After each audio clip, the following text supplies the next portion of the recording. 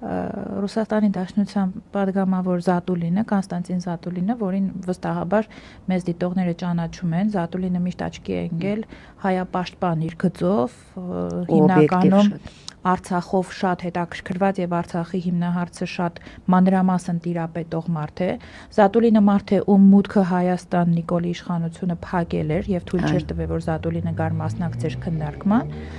Ասել է, կարծեմ այսօր թե երեկ ասել է, որ ես կարծում եմ, որ այն 5 միլիարդ դոլարը, որը Ալիևը ժամանակին առաջարկել է Սերժ Սարգսյանին, եւ Սերժ Սարգսյանը կոպիտ պատասխանել է, որ մենք 6 միլիարդ կտանք, թող Արցախը մեզ մնա, այսինքն Ալիևը փորձել է փողով Սերժ Սարգսյանից առնել Արցախը։ Ու Սերժ Սարգսյանը տվել է պատասխան, որ եթե փողով է, մենք 1 միլիարդ ավել կտանք, մենք կառնենք, եթե դա ձեր համար գումարային հարթության մեջ է։